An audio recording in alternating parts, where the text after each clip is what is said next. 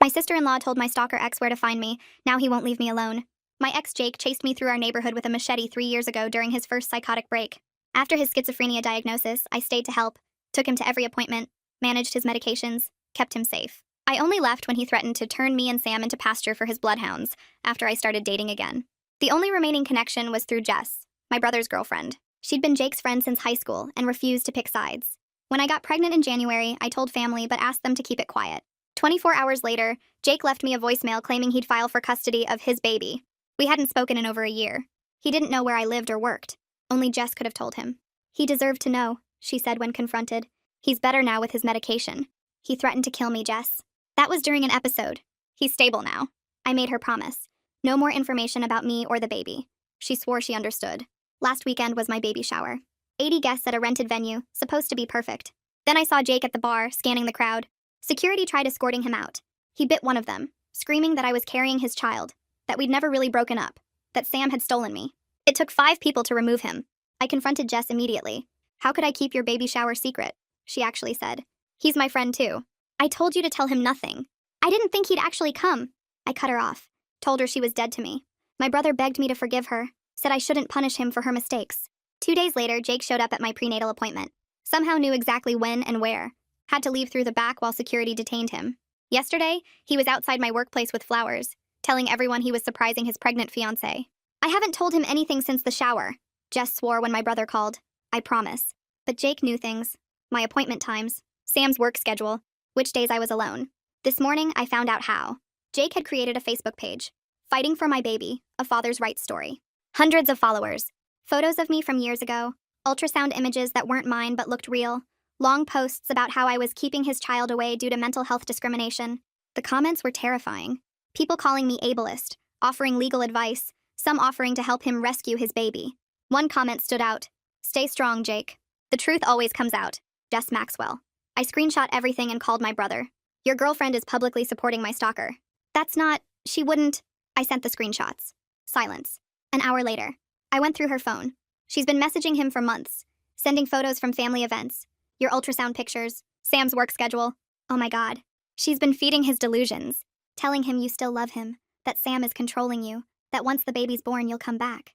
I dropped the phone. There's more. She had a draft message ready to send with your home address and the hospital where you're delivering. Your due date's in 2 weeks. Where is she now? She left an hour ago, said she was meeting a friend. My phone buzzed. Unknown number. A photo of Jess and Jake at a coffee shop, looking at something on his phone. Maps. Another text. Your sister-in-law is very helpful. See you soon, both of us. Sam grabbed his keys. We're leaving. Now. As we packed, Jess called, crying. I'm sorry. I thought if he just saw you, talk to you, he'd accept reality. I didn't know he'd bring people. What people? There's a van outside your house. Men from some father's rights group. They have cameras. They're live streaming. Jake told them you're about to flee with his baby. I looked outside. White van pulling up. Jake got out first, followed by 5 men with cameras and signs reading, Fathers have rights, and stop parental alienation. The whole internet is watching, Jess sobbed. Thousands of viewers. They think you're the villain. The doorbell rang. Police! Someone shouted. But something was off about the voice. Sam checked his phone. The live stream showed our front door. The title, Liv, confronting my baby's kidnapper. She can't hide anymore. Jake was speaking to the camera. She's inside with the man who stole her from me. They're planning to run away with my child. We're here to stop a kidnapping in progress. The door shook. They were trying to force it open. Sam dialed 911, but the live stream chat was faster. Someone had already called reporting a woman holding a baby hostage. The police will side with them, I whispered. They think I'm the criminal. Another bang at the door. The frame cracked. Then I heard something that made my blood freeze. A voice from the back of the house. I'm in. Back door was unlocked. It was Jake. He was already inside. Sam grabbed my arm and pulled me toward the front door as Jake's voice came from somewhere in the back of the house. He was calling my name in this sing-song way that made my skin crawl, like we were playing some kind of game. The men outside kept pounding on the front door and I could hear their voices through the wood, narrating everything to their cameras. My phone wouldn't stop buzzing in my pocket, and I knew without looking that the video was spreading everywhere. Thousands of people watching what they thought was some kind of custody fight. Sam put his finger to his lips and pointed toward our bedroom. The truck was parked on the side street, but both doors were blocked now, so we'd have to go out a window. I was 9 months pregnant, and the thought of climbing through a window terrified me. What if I got stuck? What if I hurt the baby? Jake's footsteps moved through the kitchen, and I heard him open the fridge like he still lived here. He called out that he just wanted to talk, that we could work this out like a family, and his voice sounded so normal it was almost worse than if he'd been yelling. We made it to the bedroom just as the front door started to splinter. Sam pushed the window open and went through first, landing in the bushes below. He reached back up for me and I tried to fit my belly through the frame. For a second I thought I wasn't going to make it, but Sam grabbed my arms and pulled while I pushed with my legs. Behind me, I heard Jake realize we were escaping and his voice changed completely. He started screaming that I couldn't take his baby away, that I was a kidnapper, that he had rights. My shirt caught on something and tore as Sam pulled me through. We both fell into the bushes and I felt branches scraping my arms, but I didn't care. We were out. Sam pulled me to my feet and we started running across the neighbor's yard. I heard the front door finally give way and the men burst inside. Their cameras were still rolling and I knew they were spreading through the house looking for us. Someone must have seen us from a window because I heard yelling about our location. My phone kept buzzing and I pulled it out while we ran. The live stream chat was moving so fast I could barely read it, but people were giving advice on which way we probably went. They were helping Jake hunt us down. Sam's truck was maybe 30 yards away when Jake came around the side of the house at a full run. He was so much faster than us and I was struggling to move with my belly weighing me down. Every step sent pain through my back and I was scared my water was going to break right there in the street. Sam positioned himself between Jake and me as we reached the truck. He had the keys in his hand already, but Jake was closing the distance fast. Then Jake stopped about 10 feet away with his hands up. For just a second, he looked like the man I used to love before everything went wrong. He was crying and his voice broke when he begged me to just listen. He said Jess told him I still loved him, that Sam was keeping us apart, that once I saw him I'd remember. The Father's Rights group had their cameras pointed at us from the front porch, and they were narrating this whole thing like Jake was some kind of hero trying to see his kid. I wanted to scream at them that they had it all wrong, but I couldn't make my voice work. That's when I heard the sirens. 2 patrol cars came around the corner fast, and a detective got out before his car even stopped moving. He took one look at the cameras and the crowd and Jake's wild eyes and seemed to understand this wasn't a normal domestic situation. I was shaking so hard I could barely stand, and when he asked what was happening, the words just tumbled out. I told him about Jess and the stalking and Jake being inside our house and the Facebook page and everything. Jake tried to tell the detective that I was confused. He said pregnancy hormones were making me crazy, and he was the father and he had rights to see his child. The detective asked Jake for proof that he was the father. Jake pulled out a whole stack of printed Facebook messages from Jess. They had my pregnancy symptoms listed out, my due date, even my doctor's name. The detective's face changed as he read through them, and I could see him realizing how much detailed information Jake had been collecting. The Father's Rights group started chanting about parental rights, and how men get discriminated against. Their phones were still streaming to what looked like thousands of viewers now. The detective called for backup to clear the crowd and tried to move Jake away from me, but Jake got more upset when the officers touched him. He kept insisting he had a right to be near his child's mother, and the crowd was backing him up. I showed the detective my phone with all the threatening texts and screenshots of Jake's Facebook page. I showed him the photo of Jess and Jake at the coffee shop looking at maps. He called for a female officer right away, and said she'd take my statement somewhere safe while he dealt with Jake and the crowd. Sam refused to leave my side as they walked us to a patrol car. His hand stayed on my back the whole time like he was afraid someone would try to grab me. The police station felt too bright after everything that just happened. Detective Putnam led us to a small room with a table and chairs, and Sam stayed right next to me the whole time. The detective pulled out a notepad and started explaining how this was more complicated than a regular stalking case because of Jake's mental health history. He said they needed to figure out if Jake was able to understand what he'd done wrong, or if he needed to go to a hospital instead of jail. My hands were shaking. So bad I had to sit on them. The detective kept talking about how the live stream had blown up online and was already at over 50,000 views. Local news stations were calling the police department asking for information. Sam asked what that meant for us, and Detective Putnam said it meant we needed to be really careful, because people on the internet now thought they knew our whole story. Officer Marguerite Lozano came in with coffee and sat down across from me. She had kind eyes and she told me to take my time telling them everything. So I started from the beginning, from 3 years ago, when Jake chased me through the neighborhood with that machete. I told them about his diagnosis and how I stayed to help him, about all the appointments and medications. I explained how I only left when he threatened to kill me and Sam. Officer Lozano took notes while I talked, and Detective Putnam recorded everything on his phone. When I got to the part about Jess, they both leaned forward. I showed them all the screenshots from Jake's Facebook page and the messages between Jess and Jake that my brother had found. Detective Putnam said what Jess did wasn't just being a bad friend. It was actually a crime called stalking by proxy. My phone kept buzzing on the table and I could see it was my brother calling over and over, 6 times during the interview. I couldn't talk to him yet because I was too angry and felt too betrayed. Officer Lozano asked if I wanted her to turn my phone off and I nodded. She powered it down and set it aside. Detective Putnam excused himself to make a phone call and came back 20 minutes later. He'd contacted someone named Alec Navarro, who used to be Jake's psychiatrist. Dr. Navarro told him Jake had stopped taking his medications 4 months ago, even though the doctor told him not to. The psychiatrist explained that when Jake's delusions got bad, they usually focused on past relationships, and he could get really dangerous when he thought someone was keeping him from something he believed was his. Detective Putnam said this information was really important because it meant they could put Jake in a psychiatric hospital right away, instead of just arresting him. While we were still giving our statement, there was a commotion in the hallway outside. I heard my brother's voice demanding to see me, and Detective Putnam went out to talk to him. Through the door, I could hear my brother saying he'd left Jess at their apartment and found more stuff on her laptop. He sounded upset and kept saying he needed to show me something right away. Detective Putnam brought him into the room and my brother looked terrible, like he'd been crying. He had his laptop bag with him and he pulled out a folder of printed papers. Bank statements showing payments from someone named Sarah to Jess's account. $3,000 total over the past few months. My brother's hands were shaking as he showed me messages where Jess promised Jake's mother she could bring Jake and me back together if she just had enough details about my life. I felt sick looking at it all. This wasn't just Jess being stupid or misguided. She'd been getting paid to stalk me. Detective Putnam took the bank statements and started making notes.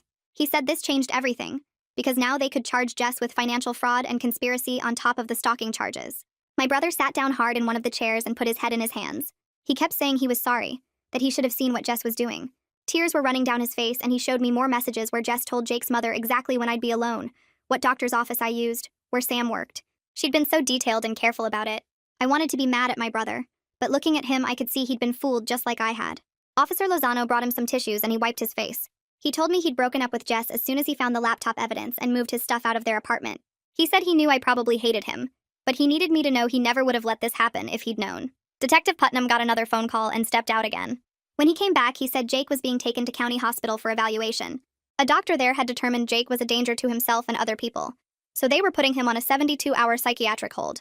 That meant Jake would be locked in the hospital for at least 3 days while doctors figured out what to do with him. About an hour later, Detective Putnam told us that Jake's mother had arrived at the hospital from 3 states away. She'd driven all night after seeing the live stream online.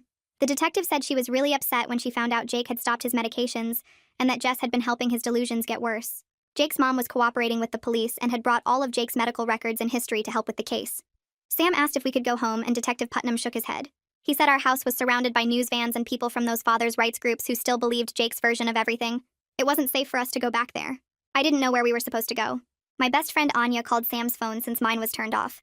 Her dad was Detective Putnam, so she'd heard what happened. She told Sam we could stay at her apartment and that she'd already made up the guest room. Detective Putnam said he'd personally take us there and help us get some of our stuff from the house. We drove back to our place with Detective Putnam following in his car.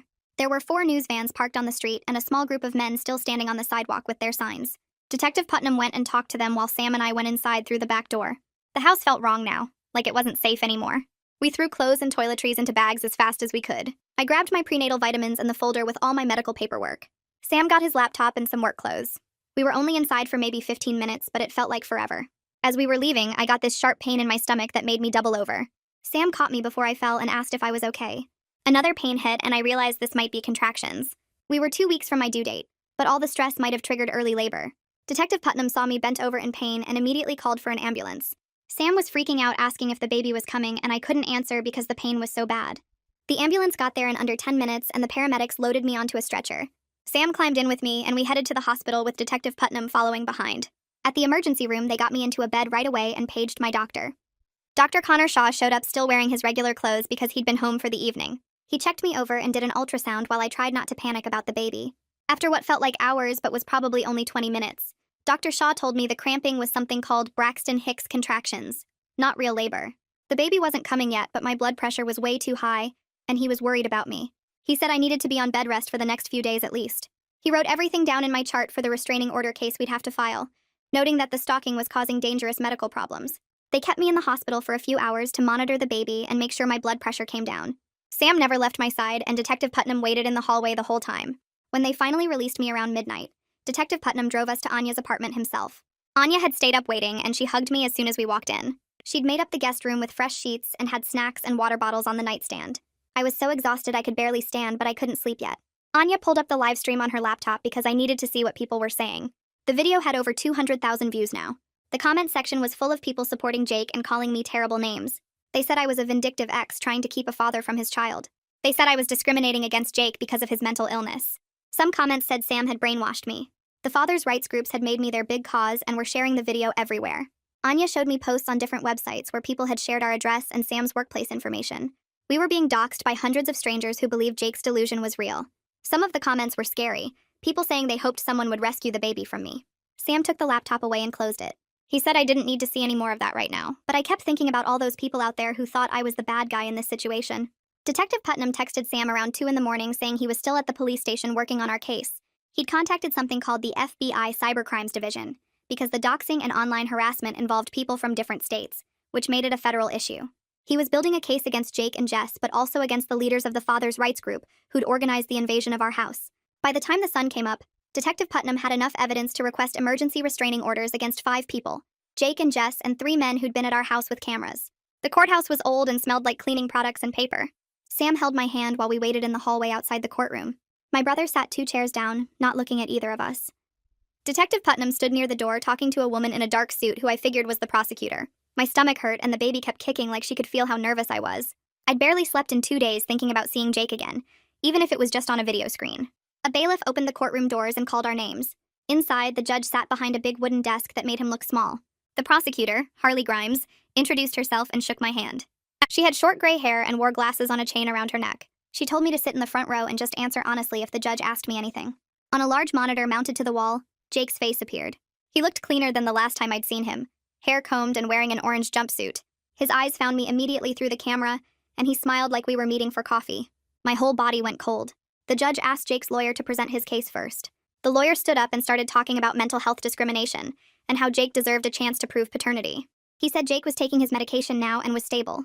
He said fathers have rights even when they're sick, and that keeping Jake away from his child was cruel and unusual punishment. Some people in the back of the courtroom clapped until the judge told them to be quiet. Harley stood up next. She had a folder full of papers that she started laying out on the table in front of the judge. She showed him my medical records proving I was already 8 weeks pregnant the last time Jake and I had any contact. She pulled up Jake's Facebook page on a laptop and the judge leaned forward to read the posts. His face got harder with each page. She played one of Jake's voicemails where he threatened to take the baby the moment I gave birth. She showed the payment records from Jake's mother to Jess, $3,000 over 4 months. Then she played parts of the live stream from our house. The judge watched Jake on the screen trying to break down our door while telling thousands of people I was kidnapping his baby. When the video ended, the judge took off his glasses and rubbed his eyes. Jake's lawyer started talking again about mental illness and father's rights. He said Jake couldn't be blamed for actions he took while unmedicated. He said the real villain was the mental health system that failed Jake. Some of the people in the gallery started shouting agreement. One man stood up and started filming on his phone. Another woman yelled that I was discriminating against sick people. The judge banged his gavel 3 times and told everyone to be quiet or leave. When they didn't stop, he ordered the bailiff to clear the courtroom. It took 10 minutes to get everyone out. They were still shouting in the hallway about injustice and father's rights. When the courtroom was finally empty except for us and the lawyers, the judge looked at Jake on the screen. He asked Jake directly if he understood that the baby wasn't his. Jake shook his head and said Jess had told him I was confused, that pregnancy hormones were making me believe Sam's lies. He said once the baby was born and he could take a paternity test, everyone would see the truth. The judge closed his eyes for a long moment. Then he started reading from a paper in front of him. He granted a 5-year restraining order against Jake. 500 yards minimum distance from me, Sam, our home, my workplace, and the hospital where I deliver. Jake couldn't contact me by phone, email, social media, or through other people. The judge also ordered Jake to stay in psychiatric treatment and keep taking his medication as a condition of his eventual release from the hospital. If he stopped treatment or medication, he'd go straight to jail. Then the judge looked at the papers about Jess. He ordered a separate restraining order against her with the same distance requirements. Harley told the judge that criminal charges were being filed against Jess for stalking by proxy and fraud. The judge nodded and said he'd sign whatever the prosecutor needed. My brother was called to testify next. He walked to the front of the courtroom and swore to tell the truth with his hand on a Bible. Harley asked him to explain what he'd found on Jess's phone and laptop. My brother's voice shook as he described the messages between Jess and Jake. Hundreds of them over 4 months. Photos of me at family dinners. Screenshots of my ultrasound pictures. My work schedule that Jess had gotten by asking my brother innocent questions. Details about my doctor appointments. Even a draft message with our home address and the hospital name that Jess had been planning to send. He showed the judge the bank statements proving Jess had received $3,000 from Jake's mother. Harley asked why he was testifying against his girlfriend. My brother looked at me for the first time that day. He said his sister's safety mattered more than any relationship. He said he'd been stupid and blind, but he wasn't going to keep protecting someone who'd put me and my baby in danger. Jess's lawyer tried to make her sound like a confused friend who didn't understand what she was doing. He said she thought she was helping Jake accept reality by giving him information. He said she never meant for things to get dangerous. But Harley pulled out the payment records and asked how someone receives $3,000 by accident. She asked if naive friends usually get paid for their help. The judge didn't look convinced by Jess's lawyer. After the hearing ended, my brother followed us out to the parking lot. He told me he'd moved out of the apartment he'd shared with Jess and was staying with a friend across town. He said he'd started seeing a therapist to figure out how he'd missed all the signs. He apologized again for not protecting me better. I wanted to stay angry at him, but he looked so broken that I couldn't. I told him I needed time before things could go back to normal between us. He nodded and said he understood. Sam and I drove back to Anya's apartment in silence. I kept thinking about Jake's face on that screen, still believing the delusion even with all the evidence right in front of him. That night, I checked the father's rights forums that had been posting about me. The restraining order had made everything worse. They were calling me a false accuser who'd weaponized the courts. They said I was using Jake's mental illness against him. Someone posted that they hoped I'd lose the baby as punishment for my lies. The comments got worse from there. Detective Putnam called the next morning and said he wanted me to meet with someone. Her name was Riley Chase, and she was a social worker who helped stalking victims. She had experience with cases where mental illness and online harassment mixed together. He gave me her number and told me to call her as soon as possible. I met Riley at a coffee shop near Anya's apartment 2 days later. She was younger than I expected, maybe 30, with red hair pulled back in a ponytail. She ordered us both decaf and sat across from me with a notebook. She asked me to walk her through everything that had happened. When I finished, she wasn't shocked or surprised like most people. She just nodded and started writing. She told me the online harassment would probably get worse before it got better. The forums would keep posting about me and sharing conspiracy theories. But she said specific threats and doxing were crimes we could prosecute. She knew lawyers who specialized in getting content removed from websites and going after the worst harassers in civil court. She said we'd document every threat and every piece of personal information that got posted. She explained that we couldn't stop people from having opinions about me online, even terrible ones. Free speech protected that. But when they crossed into threats or sharing my address or workplace, that became criminal. She'd seen cases like mine before where internet mobs decided someone was the villain and wouldn't let go. Sometimes it took months or even years for them to move on to a new target. She gave me her card and told me to screenshot everything and send it to her. Every threat, every post with my information, every comment that seemed dangerous. She'd work with Detective Putnam and the FBI to build cases against the people who went too far. 3 days after I met with Riley, someone posted the name of the hospital where I was registered to deliver. They included my due date and said people should show up to document me leaving with Jake's baby. The post got shared across multiple forums within hours. Dr. Shaw called me that afternoon sounding worried. He said the hospital had received dozens of calls asking about me. Security had caught 2 men trying to get into the maternity ward that morning claiming they were there to protect a baby. He told me we needed to transfer my care to a different hospital immediately. He'd already called a colleague across town and arranged everything. I'd be registered under a fake name and only Dr. Shaw and his nurse would know my real identity. He sent the hospital security team my photo with instructions to call police if Jake or anyone suspicious showed up asking about me. Sam and I drove to the new hospital that evening to pre-register. The maternity ward was on the 4th floor with locked doors and cameras everywhere. A security guard sat at a desk checking IDs before letting anyone through. The nurse who processed my paperwork never used my real name out loud. She called me by the fake name Dr. Shaw had chosen and made me memorize it. She said when I came in to deliver, I'd need to use that name or they wouldn't admit me. Detective Putnam called with news about Jake. The psychiatric hold had been extended to 14 days. The doctor said he was still delusional and potentially dangerous even with medication. They wanted more time to adjust his treatment and make sure he was stable. Detective Putnam said this was good for us because it meant Jake would be locked up when I delivered.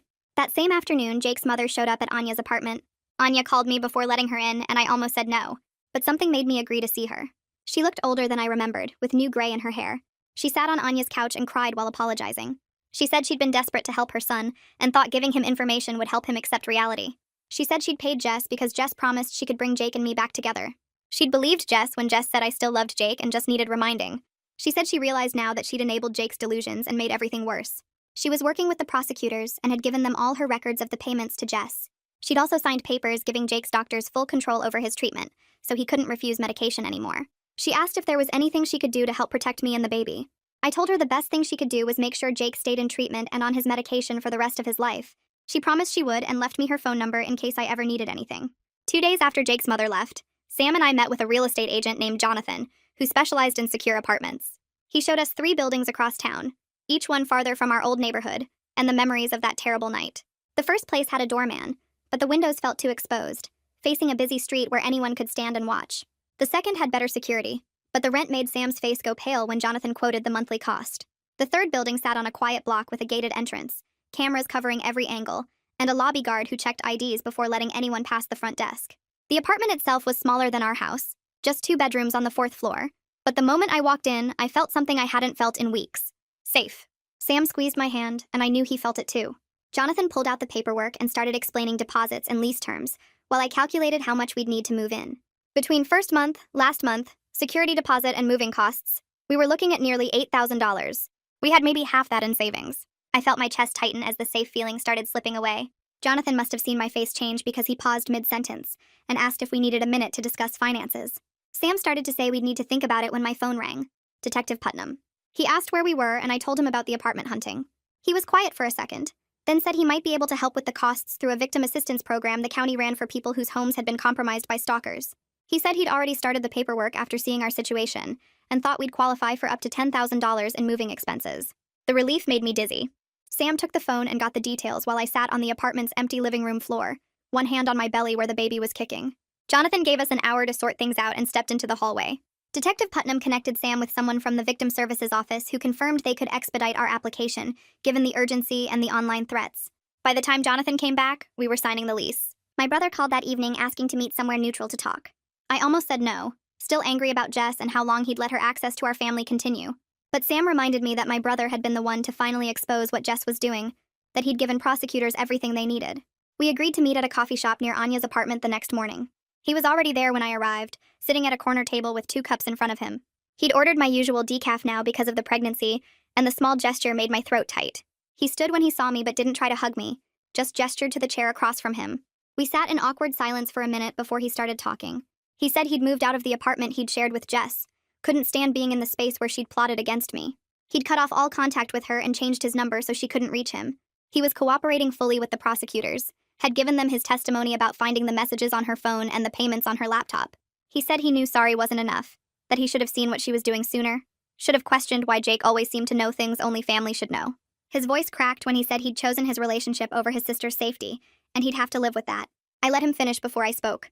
I told him I appreciated his testimony and his cooperation with the police, that those actions mattered, but I also told him I wasn't ready to go back to how things were before, wasn't ready to trust him the way I used to. He needed to understand that rebuilding what we had would take time, maybe a long time, and I couldn't promise we'd ever get all the way back. He nodded and wiped his eyes with his sleeve. He said he understood, that he'd spend however long it took proving he was trustworthy again. He asked if he could at least know when the baby was born, if there was a way to be part of his niece's life even from a distance. I thought about it for a minute, watching him sit there looking more broken than I'd ever seen him. I said maybe, eventually, but right now I needed space to feel safe and prepare for the baby without worrying about information leaking. He accepted that without argument, just asked me to let him know if I ever needed anything. We finished our coffee in silence and he walked me back to my car, keeping his distance like he was afraid to get too close. 1 week before my due date, I woke up at 3 in the morning with pain that felt different from the cramping I'd been having. Sharper, deeper, radiating from my lower back around to my stomach. I lay there for a minute trying to decide if it was just more stress contractions, but then I felt wetness between my legs, and when I turned on the lamp, the sheets were spotted with blood. I shook Sam awake and his eyes went wide when he saw the blood. He was out of bed and grabbing his keys before I could even sit up, helping me into sweatpants and shoes while calling the hospital to tell them we were coming. The drive felt endless even though the new hospital was only 15 minutes away. Every bump in the road sent fresh waves of pain through my abdomen, and I kept one hand pressed against my belly, feeling for the baby's movements. She was still kicking, but the movements felt different, more frantic. Sam ran 2 red lights and I didn't tell him to slow down. Dr. Shaw met us in the emergency entrance, already in scrubs like he'd been waiting. A nurse brought a wheelchair and they rushed me through hallways I didn't recognize to a room with monitors and equipment everywhere. Dr. Shaw examined me while explaining what he was checking for. His voice calm but his movements quick and precise. After a few minutes, he pulled back and told Sam to sit down. He said the stress had caused a partial placental abruption, which meant the placenta was starting to separate from my uterus wall. It wasn't a complete separation yet, but it was dangerous. Could get worse fast, could cut off oxygen to the baby or cause me to bleed too much. My whole body went cold. I asked if the baby was okay, and Dr. Shaw said, "For now, yes. Her heart rate was strong and she was moving well, but we needed to act quickly." He said he was going to give me medication to try to stop the bleeding and stabilize the situation, but I'd need to stay in the hospital on complete bed rest. If the bleeding got worse or the baby showed signs of distress, they'd have to deliver immediately by emergency surgery. Sam's hand found mine and gripped hard. I thought about everything Jake had done, all the fear and stress he'd put us through and how now it might cost me my baby. The anger felt like fire in my chest, but I pushed it down because I needed to stay calm for her. Dr. Shaw started an IV and gave me the first dose of medication while nurses hooked me up to monitors that tracked my contractions and the baby's heartbeat. The sound of her heartbeat filled the room, steady and strong, and I focused on that sound while the medication worked, and the pain slowly started to ease. Dr. Shaw came back 2 hours later with test results and an ultrasound machine. He did a full scan of the baby and the placenta while explaining what he was seeing on the screen. The separation was small, he said, and the medication had stopped it from getting worse. The baby looked healthy, good size and position, strong heartbeat and movements. But he said I couldn't go home, needed to stay in the hospital under observation for at least 24 hours to make sure the bleeding didn't start again. After that, if everything stayed stable, I could go home but only on complete bed rest until delivery. No getting up except to use the bathroom, no stress, no visitors except Sam, and absolutely no exposure to anything related to Jake or the case. He said my body had been through too much and we needed to give the baby every possible chance to develop a little longer. But he also said we couldn't wait for natural labor anymore. The risk was too high. He wanted to schedule a controlled induction for 3 days from now, which would put me at 37 weeks. Not full term, but close enough that the baby should be fine, and the controlled environment would let them monitor everything and act fast if complications developed. I agreed immediately, just grateful there was a plan that might keep both of us safe. Dr. Shaw left to set up the induction schedule while Sam pulled a chair next to my bed and held my hand. A nurse came in to brief me on the bed rest rules and what to watch for, any new bleeding or pain or changes in the baby's movement. She also said the security team had been updated about my extended stay and the upcoming delivery. My photo and fake name were distributed to every staff member on the maternity floor, with instructions that I was a high-risk patient with a security situation. No one would be allowed into my room without showing ID to the guard posted outside my door. No information about me would be given out over the phone or to anyone who came asking. When the baby was born, she'd be registered under the fake name too until we could safely leave the hospital and update the records. The level of precaution should have made me feel paranoid, but instead it made me feel protected. These people were taking the threat seriously, doing everything they could to keep Jake and his supporters away from us. Detective Putnam called that afternoon with news about Jess that made my blood pressure spike enough to set off the monitors. A nurse came rushing in, and I had to take deep breaths and think calm thoughts until the numbers went back down before Detective Putnam would continue. He said Jess had violated her restraining order by creating a fake social media account under a different name to contact my brother. She'd sent him messages claiming she was pregnant with his child and needed to talk urgently, that she had important information about Jake he needed to hear. My brother had immediately screenshot everything and called the police instead of responding. Detective Putnam said they'd traced the account back to Jess within hours and arrested her at her parents' house where she'd been staying since making bail. Her bail was revoked and she was now in county jail awaiting trial. He said the violation showed she couldn't be trusted to follow court orders, and the prosecutor was using it to argue she should stay locked up until her trial date. I asked if she was really pregnant, or if that was just another manipulation. Detective Putnam said as far as they knew it was a lie, just another attempt to get my brother to break his silence and give her information she could pass to Jake. The coldness of it stunned me. Even facing criminal charges and a restraining order, Jess was still trying to help Jake, still trying to get access to information about me and the baby. Sam asked what would happen if she kept trying to make contact from jail, and Detective Putnam said they were monitoring her calls and mail, that any attempt to reach out to me or my family would add more charges. He said to focus on staying calm and healthy for the baby, that Jess couldn't hurt us anymore from behind bars. 2 days later, Detective Putnam called again with different news, this time about Jake. He said Jake had undergone another psychiatric evaluation as part of the court process, and something unexpected had happened. Jake had a moment of clarity where he acknowledged he wasn't the baby's father. His doctor told Detective Putnam that the new medication combination was finally working, that Jake's delusions were breaking down and he was starting to see reality. He'd apparently broken down crying during the evaluation, apologizing for everything he'd done and saying he didn't know why he'd believed the baby was his. The doctor was cautiously optimistic that with continued treatment, Jake might maintain this insight, but he also warned that Jake's grasp on reality was still fragile, that if he stopped taking his medication again, the delusions could come back just as strong. Detective Putnam said the court was taking this into account, and instead of releasing Jake to outpatient treatment, they were ordering him to a long-term psychiatric facility, where he'd live full-time and his medication would be supervised. He'd stay there for at least a year, possibly longer depending on his progress, and he couldn't leave without court approval. I asked if that meant he'd be locked up during the baby's birth and first months of life. Detective Putnam said yes, that by the time Jake was even eligible for evaluation for release, my daughter would be over a year old, and we'd have had time to establish our new life without him hovering over us. The relief was physical, like a weight lifting off my chest. Sam asked about the restraining order, and Detective Putnam said it would remain in effect regardless of Jake's treatment progress, that even if he got better, he wouldn't be allowed near us without my explicit permission. I said I couldn't imagine ever giving that permission, and Detective Putnam said that was completely my right.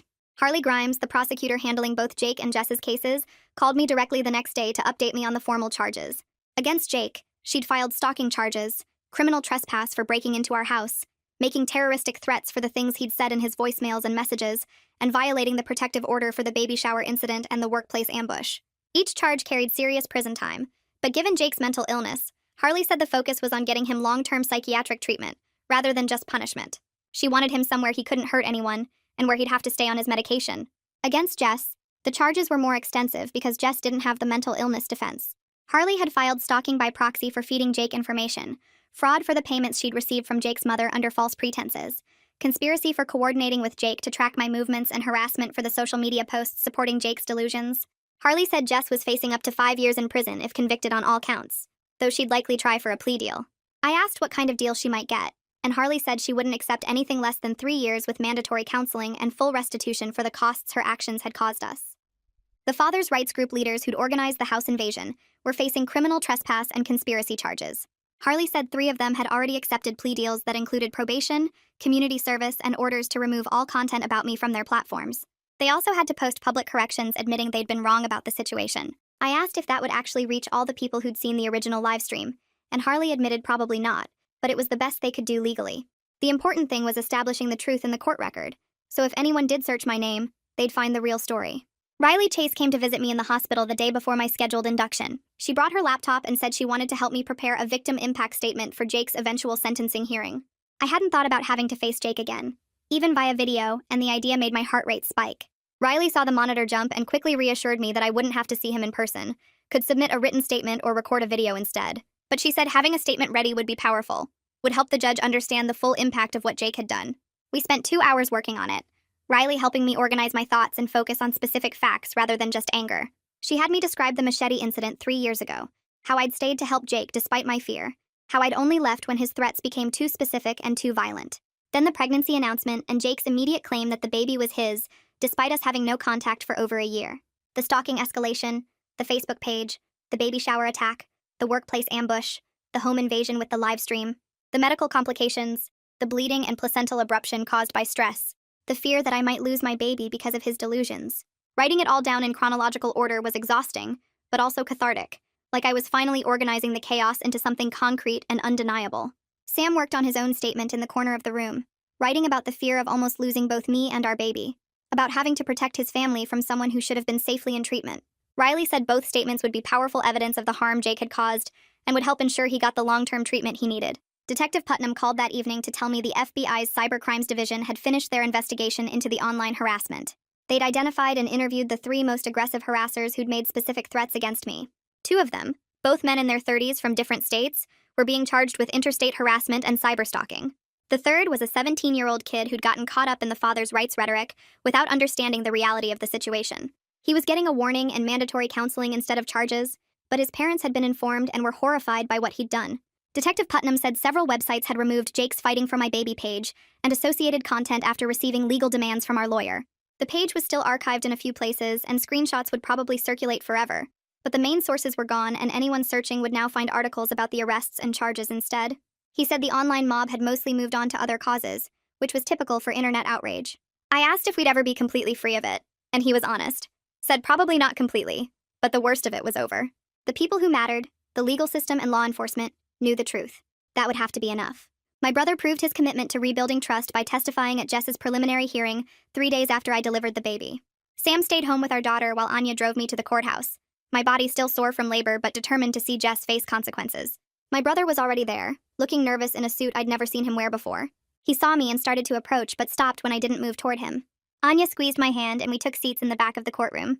Jess was brought in wearing an orange jumpsuit, her hair pulled back and her face without makeup.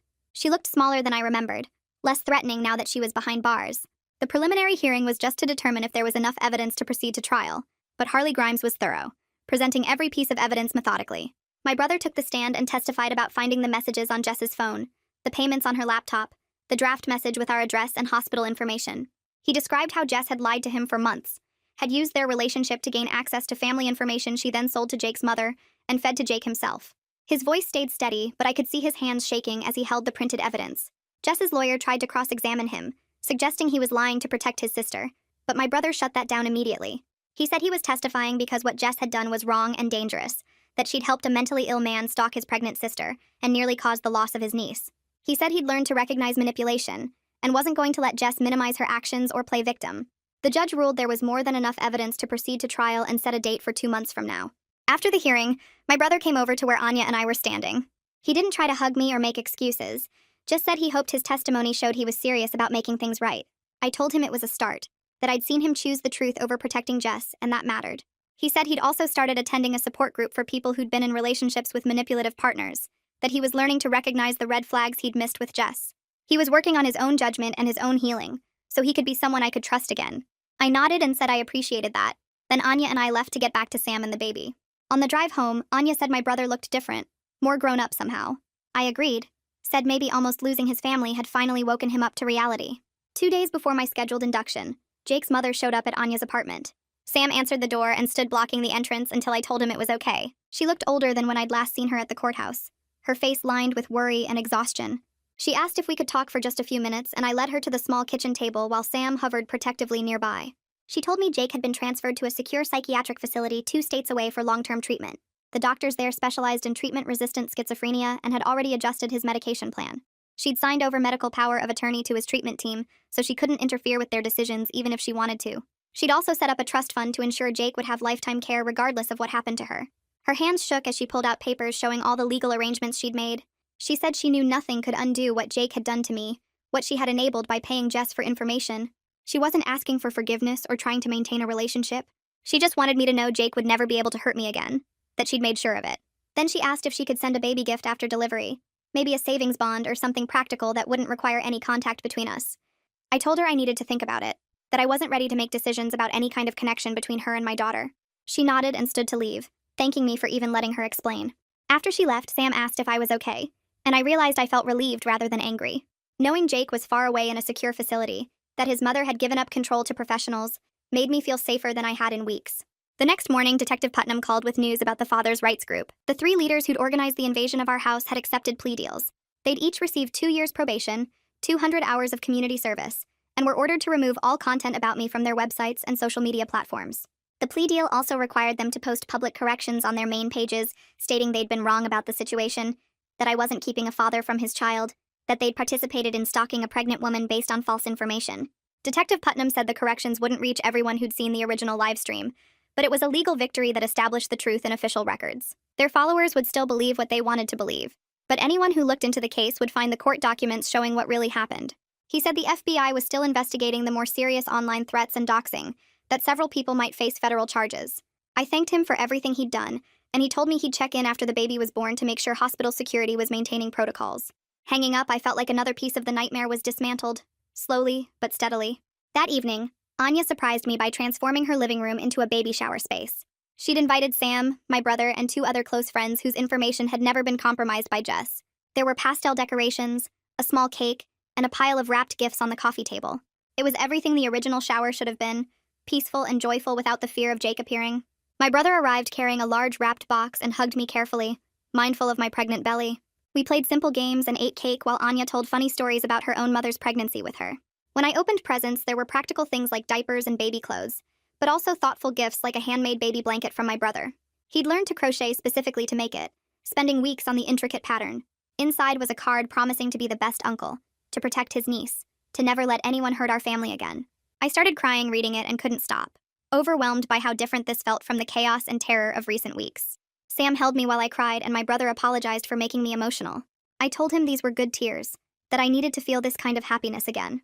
Anya brought me tissues, and we spent the rest of the evening talking about normal things like baby names and nursery colors. For a few hours, I felt like a regular pregnant woman excited to meet her baby, not a stalking victim counting down to delivery. We arrived at the hospital at 6 in the morning, the sky still dark and the parking lot nearly empty. Sam carried our bags while I waddled through the automatic doors, my body heavy and uncomfortable. At registration, I gave the false name we'd arranged with hospital security, and the clerk's eyes flickered with recognition. She'd clearly been briefed about our situation. She processed us quickly and quietly, then called for an escort to take us upstairs. A security guard walked us to the maternity ward where a nurse was waiting. She introduced herself and led us to a private room at the end of the hall, away from the other patients. She explained that my room number wouldn't be posted anywhere, and only approved visitors would be allowed on the floor. Dr. Shaw arrived 20 minutes later, reviewing my chart and checking my blood pressure. He said my body had been under enormous stress and the delivery might be complicated because of it. His team was prepared for anything that might happen. He explained the induction process, how they'd start medication to begin contractions and monitor me closely throughout. Sam pulled a chair close to the bed and took my hand as the nurse inserted the IV.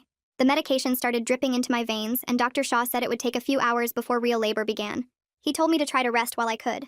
Sam squeezed my hand and I closed my eyes, trying to relax despite knowing what was coming.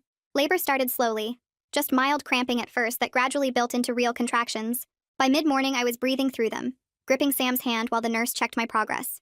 The contractions got stronger through the afternoon, coming closer together until I couldn't talk through them anymore. Between contractions, I thought about how different this experience was from what I'd imagined months ago. I'd pictured a joyful delivery with family visiting and flowers filling the room. Instead, I was registered under a fake name with security outside my door, still afraid Jake might somehow find us. His delusions had stolen so much joy from what should have been the happiest time of my life. But then I'd look at Sam sitting beside me, his face full of love and concern, and I'd remember what mattered most. We were about to meet our daughter. She'd be safe and loved and protected. Jake's illness had tried to destroy us, but we'd survived. The contraction would end and I'd breathe again, focusing on Sam's steady presence and the life we were bringing into the world. Another contraction would start, and I'd grip his hand harder, riding the wave of pain while he counted breaths with me. The hours blurred together, pain and rest and Sam's voice anchoring me through it all. At 4:47 in the afternoon, after 12 hours of labor, our daughter was born. She came out screaming and perfect, her little face scrunched up and furious at being forced into the cold world. The nurse placed her on my chest and I felt a fierce protective love that made everything we'd been through worth it. She weighed 7 pounds 4 ounces and had dark hair like Sam's, already thick and damp against her tiny skull. I couldn't stop staring at her, counting her fingers and toes, amazed that she was real and here and ours. Sam was crying as he cut the umbilical cord, his hands shaking with emotion. When he looked at me, I saw the fear of the past weeks finally leave his face, replaced by pure joy and wonder. He kissed my forehead, and then touched our daughter's cheek gently, whispering that he'd keep us both safe forever. The nurse took her to clean and weigh her while Dr. Shaw finished the delivery. When they brought her back wrapped in a hospital blanket, Sam held her for the first time, and I watched him fall completely in love. He rocked her gently, and told her about all the things he'd show her, all the ways he'd protect her, all the love she'd have. I was exhausted and sore, but happier than I'd ever been. Hospital security kept strict watch during our 2-day stay. No visitors were allowed except my brother and Anya, who came separately and had to show ID before being escorted to our room. The nursing staff used the false name on all paperwork, and my room number wasn't posted on any board or door. Every nurse who entered checked our wristbands and confirmed our identities before providing care.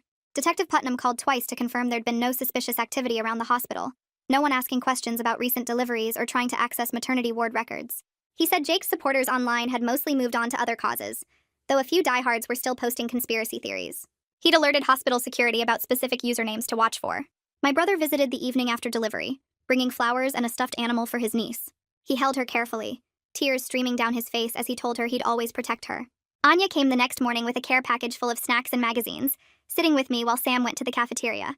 She said I looked tired but happy, that she'd been so worried during the stalking, but seeing me now with my daughter made her believe everything would be okay. On our second day in the hospital, Detective Putnam visited in person. He looked serious as he closed the door behind him, and I felt my stomach drop, afraid of what news he was bringing. He sat down and told us Jake's psychiatric team had made a significant discovery. While going through Jake's belongings at the facility, they'd found journals detailing his growing delusions about me. He'd been writing for months about how we were meant to be together, how Sam had stolen me, how the baby was his despite all evidence otherwise. The journals showed clear premeditation even within his psychosis. He'd been planning to confront me, to take me back, to raise the baby as his own. What made it worse was evidence that he'd been hiding his medications for months before the stalking got bad. The journals mentioned crushing pills and faking swallowing them, deliberately avoiding treatment because the voices told him the medication was keeping us apart. The psychiatric team said this explained his rapid deterioration from stable to dangerous. It also meant his actions weren't just spontaneous breaks from reality, but calculated behavior driven by untreated delusions. Detective Putnam said this evidence strengthened the criminal case considerably. It showed Jake had capacity to plan and deceive even while delusional, which would matter during sentencing. He asked if I wanted to read the journals, and I said no immediately. I didn't need to see inside Jake's broken mind. I just needed to know he couldn't hurt us anymore. The next afternoon, Harley Grimes called with an update on Jake's case. His lawyer was negotiating a plea deal that would send him to a psychiatric prison facility for a minimum of 5 years with mandatory treatment. The facility specialized in mentally ill offenders and had strict protocols for medication compliance. After 5 years, Jake could only be released if doctors certified he was no longer a danger, and he demonstrated consistent medication compliance. If he stopped taking medication or showed signs of deteriorating, he'd remain confined indefinitely. Harley said the plea deal was the best outcome we could hope for, because it guaranteed long-term treatment while keeping Jake away from us. A trial would be risky and might result in a shorter sentence if the jury sympathized with his mental illness. The plea deal also avoided me having to testify in detail about everything that happened. I told her I supported the deal because I wanted Jake to get help, not just punishment. I didn't hate him for being mentally ill. I hated what his untreated illness had done to all of us. If 5 years of treatment could help him, if it could prevent him from hurting someone else in the future, then that mattered. Harley said she'd finalize the deal and schedule a plea hearing for next month. I'd have the option to submit a victim impact statement but wouldn't have to appear in person if I didn't want to. I thanked her and hung up feeling relieved that this part was moving toward resolution. A few days after we brought our daughter home, Harley called again about Jess's case. Her trial date was set for 2 months from now, but her lawyer had approached prosecutors about a plea deal. Jess was willing to plead guilty to all charges in exchange for a 3-year sentence with possibility of parole after 18 months. The deal would also require her to pay restitution for our therapy costs and moving expenses, plus complete a mental health program addressing her manipulation and boundary issues. My brother called right after Harley did. His voice strained as he asked what I thought about the plea deal. He said part of him wanted Jess to face a full trial and maximum sentence for what she'd done, but another part just wanted it over, so we could all move forward. I told him I supported the plea deal if it included the restitution and mental health treatment. Jess needed to face real consequences, but she also needed help understanding why what she did was so wrong. 3 years was significant time, and the restitution would take her years to pay off. My brother was quiet for a moment, then said he'd tell prosecutors we supported it. He added that he'd started dating someone new, taking things very slowly, being careful about red flags. He said therapy was helping him understand how Jess had manipulated him, and how he'd ignored warning signs. I told him I was proud of him for doing that work, and he thanked me before hanging up. The new apartment building felt like a fortress compared to our old house. Sam carried our daughter through the lobby while I followed with the diaper bag, my legs still wobbly from 2 days in the hospital. The doorman nodded at us and made a note in his log. Cameras tracked our movement from 3 different angles. Sam had already given the building manager photos of Jake and Jess with strict instructions not to let them pass the entrance under any circumstances. The elevator ride to the 4th floor felt safe in a way I hadn't experienced in months. Sam unlocked our door and I stepped inside to find the nursery completely set up. Anya had helped him arrange everything while I was in labor. The crib sat against the far wall with a mobile hanging above it. My brother had assembled the changing table and stocked it with diapers and wipes. Everything was ready for us. I settled into the rocking chair with my daughter and felt my shoulders drop for the first time since Jake had broken into our house. The windows had security locks. The door had a deadbolt and chain. Nobody could get to us here without going through multiple layers of protection. Sam sat on the floor next to the chair and put his hand on my knee. Our daughter made small sleeping noises against my chest. This was what safety felt like. The first night home, she woke up every 2 hours. Sam and I took turns stumbling to the nursery in the dark, changing diapers and warming bottles. By morning, we were both exhausted, but neither of us complained. This was normal new parent exhaustion, not the crushing fear that had defined my pregnancy. My daughter needed me, and I could focus on her without constantly looking over my shoulder. The second day, my brother called before coming over. He asked if noon worked, and I said yes. He arrived with a gift bag full of baby clothes and a card that made me cry. He held his niece for an hour while she slept, his face soft with wonder. When he handed her back, he thanked me for trusting him enough to visit. I told him he was earning it back slowly. He nodded and said he understood. The third day, Anya stopped by with groceries and stayed to help me figure out the baby swing. She didn't ask about Jake or Jess. She just focused on making sure I had everything I needed. By the end of the first week, I'd established a routine. Feed the baby, change the baby, try to sleep when the baby slept. Sam went back to work but came home for lunch every day to check on us. My brother visited every other day, always calling first and never staying too long. He was patient with my wariness, never pushing for more access than I was ready to give. He'd bring coffee or dinner and hold his niece while I showered or napped. I could see how much he loved her already. His eyes would get wet when she grabbed his finger. Detective Putnam called on day 8 to tell me the investigation was officially closed. Jake was in custody at the psychiatric facility, and Jess was in county jail awaiting trial. All the evidence had been collected and processed. The father's rights group members who'd invaded our house had accepted plea deals. The online harassment campaign had been documented for potential federal charges. Everything was wrapped up from a police perspective. He asked if he could stop by to meet the baby and bring a gift. I hesitated, but Sam said it was fine, so I agreed. Detective Putnam arrived the next afternoon with a stuffed elephant and a card. He held my daughter carefully, like she was made of glass. He told us he'd worked hundreds of stalking cases over his career, but ours stood out because of how the mental health issues and online components had intersected to create such a dangerous situation. He said he was using our case as a training example for other officers. He wanted them to understand how social media could amplify delusions and create mob behavior that made victims even more vulnerable. He thanked us for being cooperative witnesses and said the documentation we'd provided had made building the case much easier. Before he left, he reminded us that the restraining orders were in place and being monitored. If Jake or Jess violated them, he'd know immediately. Riley called every week to check on me. She asked how I was sleeping and whether the nightmares had gotten better. I admitted they hadn't. I kept dreaming that Jake was in the apartment, that he'd gotten past all the security somehow. I'd wake up convinced I heard footsteps in the hallway. Sam would turn on all the lights to show me we were alone and safe. Riley said what I was feeling was normal after sustained trauma. She called it hypervigilance. My nervous system was still in protection mode even though the actual threat was gone. She taught me grounding techniques to use when the anxiety got bad. 5 things I could see, 4 things I could touch, 3 things I could hear, 2 things I could smell, 1 thing I could taste. She said it would help my brain recognize I was in the present moment, not back in the dangerous past. She also taught me how to separate real threats from trauma responses. The doorbell ringing didn't mean Jake had found us. It meant the delivery person had arrived with diapers. My brother calling didn't mean something was wrong. It meant he wanted to visit his niece. Slowly, I was learning to distinguish between actual danger and my body's overreaction to normal stimuli. Riley said it would take time, but I would get better at it. She also helped me process the guilt I felt about my daughter being born into all this chaos. I kept thinking she deserved a mother who wasn't constantly afraid, who could enjoy her without jumping at every sound. Riley reminded me that I'd protected my daughter through everything. I'd kept her safe when she was most vulnerable. That was what mattered. 2 weeks after bringing my daughter home, I drove to Harley's office for Jake's plea hearing. She'd set up a video conference so I wouldn't have to go to the courthouse. I sat in her conference room with Sam beside me and watched Jake appear on the screen. He looked different. His hair was cut short and he wore clean clothes. His eyes were clear instead of wild. The medication was working. His lawyer spoke first, explaining that Jake was accepting full responsibility for his actions and pleading guilty to all charges. Then Jake spoke directly to the camera. He said he was sorry for everything he'd put me through. He said he understood now that his delusions had made him dangerous, and that he'd refused to acknowledge his illness for too long. He said he was committed to staying on his medication and participating in treatment. He asked me to forgive him someday, though he knew he didn't deserve it. His psychiatrist testified next. She explained that Jake had been experiencing a prolonged psychotic episode triggered by medication non-compliance. She said he now had insight into his delusions and was working hard in therapy to understand what had happened.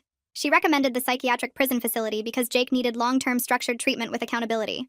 The judge asked me if I wanted to speak. Harley had prepared a victim impact statement for me, but I decided not to read it. I just said I supported the plea deal because I wanted Jake to get help. The judge accepted the plea and sentenced Jake to 5 years in the psychiatric facility with mandatory treatment. He could only be released if doctors certified he was stable and no longer dangerous.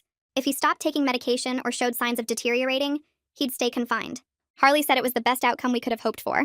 Jess's plea hearing happened the following week. This time I attended in person with Sam and my brother. We sat in the courtroom while Jess was brought in wearing an orange jumpsuit. She looked smaller than I remembered, her face pale without makeup. Her lawyer explained that she was pleading guilty to stalking by proxy, fraud, conspiracy, and harassment. In exchange, she'd receive 3 years with possibility of parole after 18 months. She'd also have to pay back all the money Jake's mother had given her, plus additional money for our therapy costs and moving expenses. The judge asked if she wanted to make a statement. Jess stood up and read from a piece of paper. She said she was sorry for betraying my trust and enabling Jake's delusions. She said she'd convinced herself she was helping Jake by giving him information about me. She thought if he just saw me and talked to me, he'd accept that we weren't together anymore and move on. She admitted she'd taken money from Jake's mother, and that the financial motivation had clouded her judgment. She said she understood now that what she'd done was dangerous and wrong. She asked for my forgiveness, but said she knew she didn't deserve it. The judge was not sympathetic. He told Jess that her actions had put a pregnant woman and unborn child in serious danger. He said taking money to provide information to a stalker was particularly egregious. He accepted the plea deal but made it clear that if she violated any terms of her sentence, she'd serve the full 3 years without possibility of parole. He also ordered her to have no contact with me, Sam, or my daughter for the rest of her life.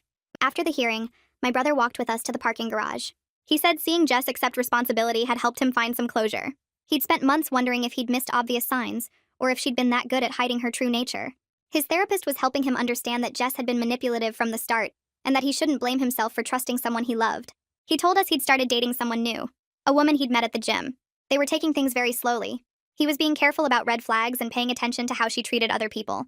He was applying everything he'd learned in therapy about recognizing manipulation tactics. He asked if he could babysit his niece sometimes. I looked at Sam and then back at my brother. I told him yes, but we'd start with short visits while Sam or I were home. He nodded and said that was fair. He'd proven himself trustworthy over the past 2 months by respecting every boundary I'd set and being honest about his own healing process. He deserved a chance to be the uncle he wanted to be. 3 months passed quickly. My daughter grew and changed every day.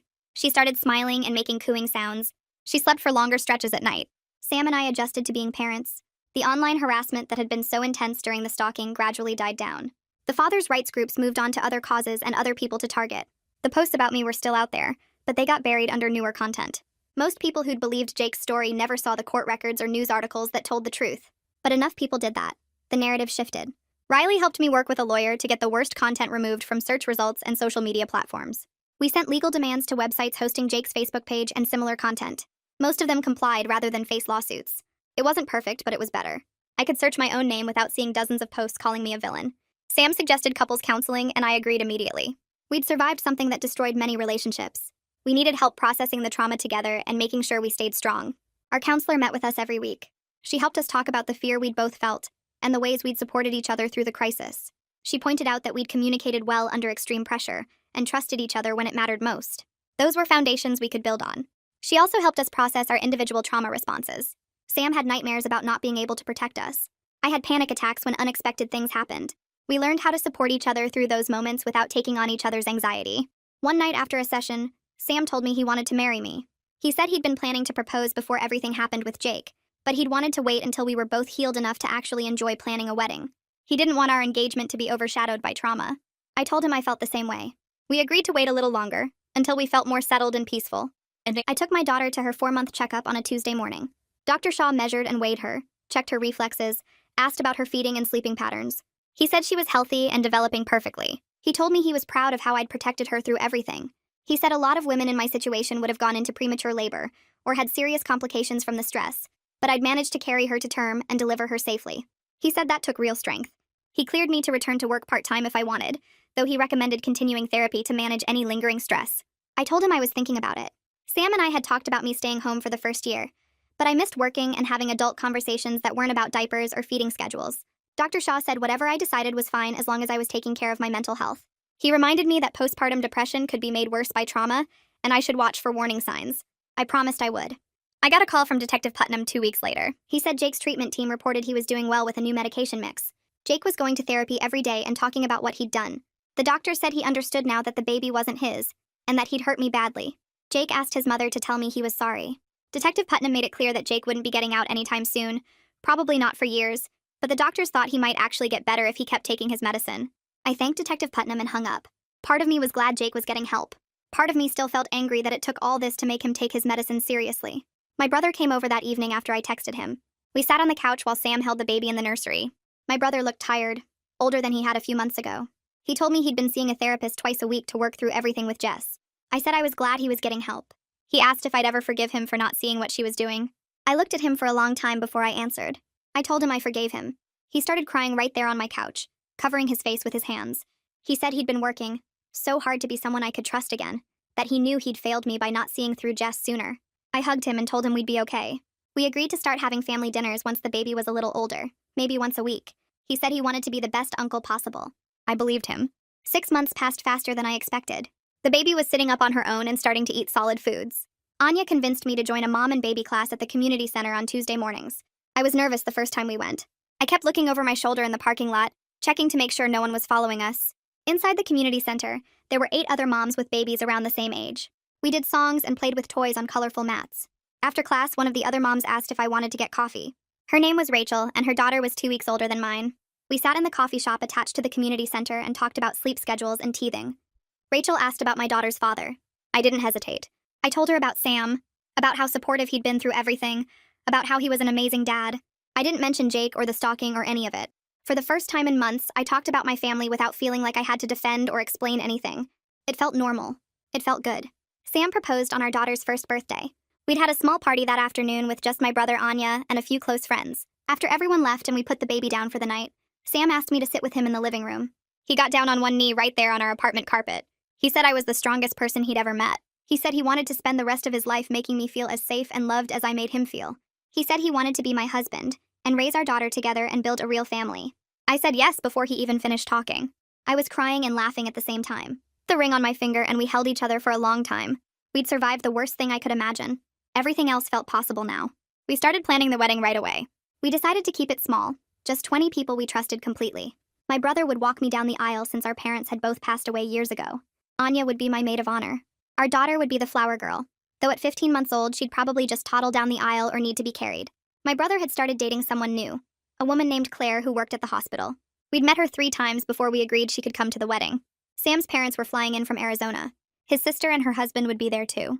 We picked a date 3 months out, enough time to plan but not so far away that we'd get stressed about it. A letter arrived 2 months before the wedding. Detective Putnam called to tell me it was coming. Jake's mother had written to ask if she could see her granddaughter once a year under supervision. I talked to Sam about it for a long time. We called Riley and asked what she thought.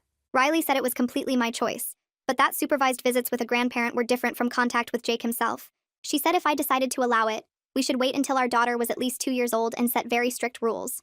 I thought about it for a week. Finally, I told Detective Putnam to let Jake's mother know I'd agree to supervised visits starting when my daughter turned 2.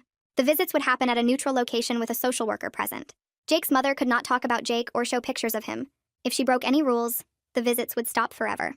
Detective Putnam said Jake's mother cried when he told her. She said she understood and was grateful for any chance to know her granddaughter. The wedding day was perfect. Anya's parents had a big backyard with old trees and a garden. We set up chairs in rows and hung white lights in the branches. 20 people sat and watched as my brother walked me down the grass aisle. Our daughter wore a tiny white dress and my brother's girlfriend Claire carried her, since walking was still an adventure at that age. Sam stood at the front with his best friend from college as his best man. He was crying before I even reached him. My brother gave a speech during the reception about family and trust and second chances. He talked about how he'd almost lost me by not protecting me better, and how grateful he was that I'd forgiven him. Half the guests were crying by the time he finished. Sam and I had written our own vows. We promised to protect each other and our daughter. We promised to talk through our fears instead of hiding them. We promised to build a life based on love instead of letting trauma define us. When we kissed, everyone cheered. Anya watched the baby for our honeymoon. We only went 2 hours away to a bed and breakfast in the mountains, but it felt like a different world. For 3 days, we slept in and ate breakfast in bed and took long walks without checking over our shoulders. We talked about buying a house with a yard someday. We talked about maybe having another baby in a few years when we felt ready. We talked about Sam's job and my plans to go back to work part-time. We didn't talk about Jake or Jess or any of the bad stuff. We just talked about our future, about the life we were building together. On the last night, we sat on the porch and watched the sunset. Sam said he'd never been happier. I realized I felt the same way. We weren't defined by what Jake had done anymore. We were defined by what we'd built together, by the family we'd chosen and protected. I went back to work part-time when our daughter was 8 months old. I found a job with a small marketing company that let me work from home 3 days a week and come into the office 2 days. My brother babysat on Tuesdays and Thursdays, proving himself reliable and patient with his niece. He was good with her, always on time, always following our instructions about naps and feeding. Watching him with her helped me trust him fully again. Sam's career was going well. He got a promotion that came with a raise. We started saving money seriously for the first time, putting away money each month for a down payment on a house. We looked at listings online and talked about what we wanted. A yard for sure, 3 bedrooms so the baby could have her own room and we could have a guest room. A good school district. We weren't in a hurry, but it felt good to have a plan, to be working towards something together. Harley Grimes called me on a Tuesday morning while I was working from home. She said Jake had been moved to a different facility, one that was less secure than where he'd been. I felt my stomach drop. She explained quickly that he couldn't be released for at least 4 more years, probably longer. The restraining order was still active and would be for years. But Jake had done so well with his treatment that the doctors recommended moving him somewhere he'd have more freedom and better therapy options. Harley said it was actually a good sign that he was getting better. I called Riley as soon as I hung up with Harley. Riley talked me through my panic. She reminded me that Jake getting better was the best possible outcome for everyone, including me. A Jake who stayed on his medication and understood what he'd done was much safer than a Jake who stayed sick and angry. She was right, but it still scared me. I told Sam that night and he held me while I cried. He promised we were safe, that Jake couldn't get to us, that we'd built a good life and nothing was going to take it away. Our daughter took her first steps on a Tuesday afternoon in May. The sun came through the living room windows and made bright squares on the carpet. She'd been cruising along the furniture for weeks, holding onto the couch and the coffee table while she moved around the room. Sam and I sat on opposite sides of the living room with maybe 6 feet between us. My brother was there too, sitting on the couch with his phone out. Our daughter stood by the couch, one hand on the cushion for balance. She looked at Sam and then at me. Sam held out his hands and said her name. She let go of the couch. She took one wobbly step, then another, then 3 more before she fell forward into Sam's arms. My brother was crying and filming at the same time. Sam picked her up and spun her around while she laughed. I realized in that moment that I was genuinely happy. The fear that used to wake me up at night had faded into something I could manage. The hypervigilance that made me check every car in the parking lot had become occasional anxiety instead of constant terror. We'd built a beautiful life from the ashes of what Jake had done to us. 2 years after everything happened, I found out I was pregnant again. This time we'd planned it. This time there was joy instead of fear. Sam and I sat our daughter down on the couch between us. She was almost 3 now, talking in full sentences and obsessed with dinosaurs. Sam told her she was going to be a big sister. She clapped her hands and asked if the baby would like dinosaurs too. My brother came over that night and brought a gift for his future niece or nephew. He hugged me and said he was thrilled. I placed my hand on my growing belly and felt grateful for the family we'd chosen and protected. We'd survived. We'd healed. We were genuinely thriving now.